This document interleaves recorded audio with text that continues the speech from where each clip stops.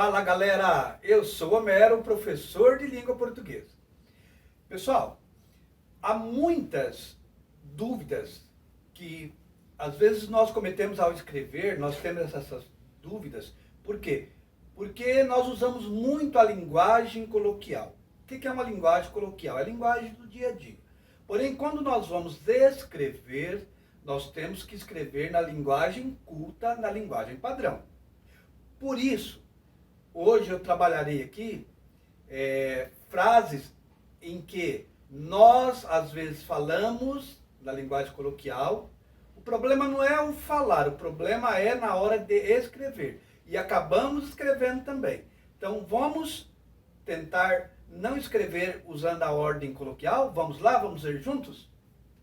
Então, erros muito comuns que as pessoas cometem ao escrever e ao falar. Mas o foco será maior aqui ao escrever.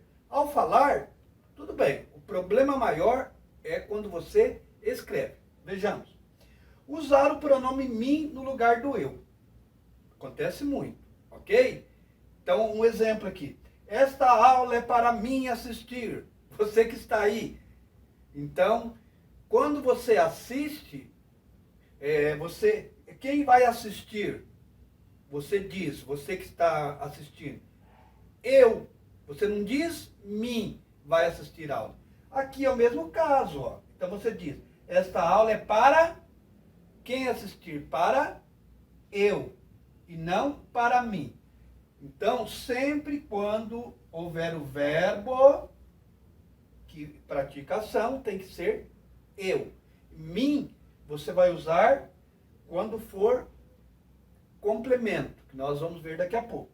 O correto é, esta aula é para eu assistir, pois quem conjuga o verbo assistir é o pronome eu, que eu acabei de falar. Portanto, o correto é, esta aula é para eu assistir, e não esta aula é para mim assistir, ok?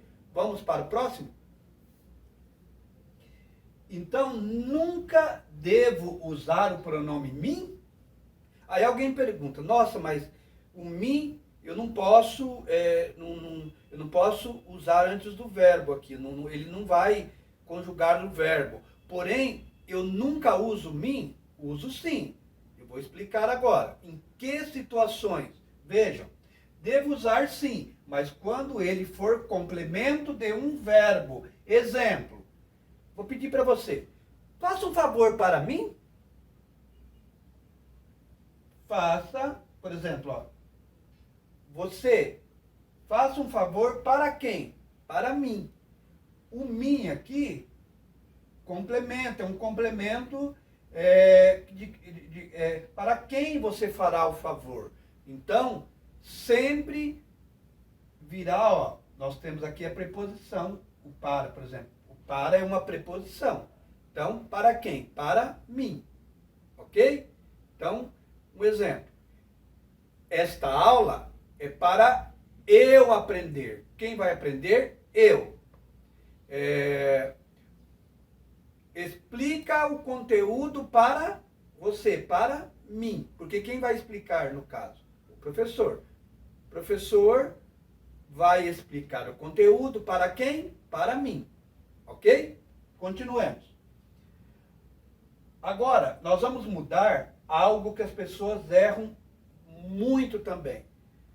Entendeu? E o problema, como eu disse, não é no falar. O problema maior é quando vamos escrever. Cai muito em concurso, cai muito em vestibulares. As bancas brasileiras cobram muito este conteúdo aqui. Vejamos.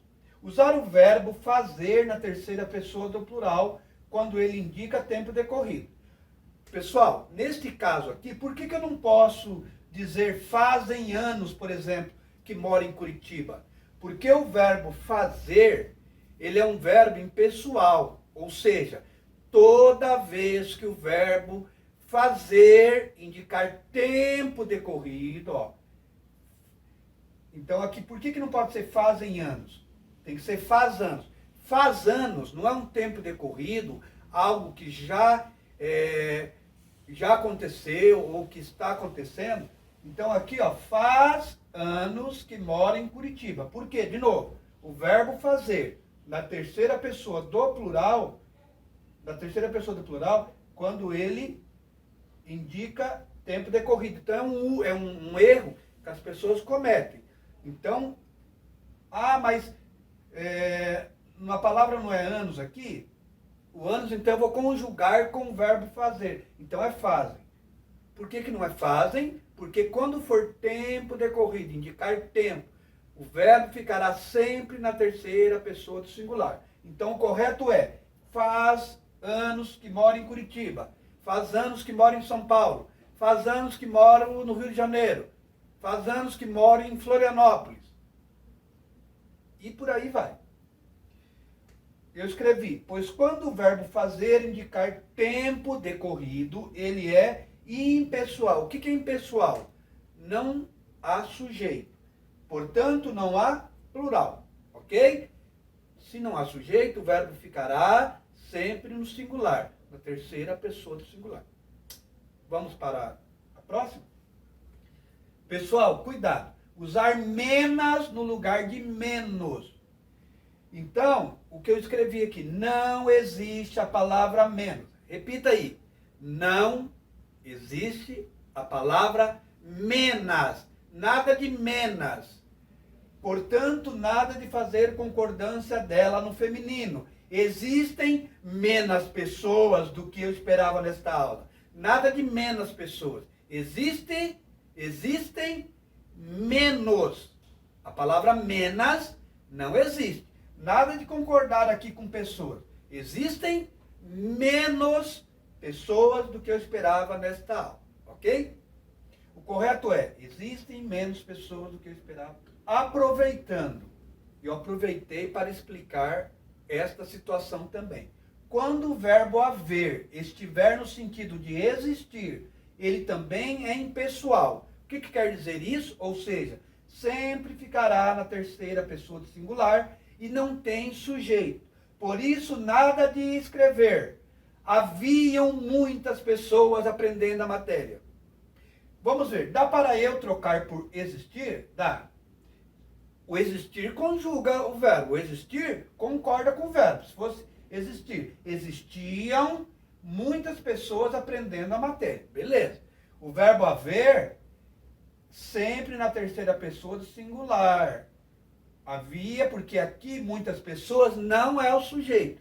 Muitas pessoas é o objeto direto. Então aqui vai ficar: havia muitas pessoas aprendendo a matéria. O correto é: havia muitas pessoas aprendendo a matéria. Nada de haviam, nada de houveram muitas pessoas na live, assistindo a aula. Nada de houveram, nada de haviam.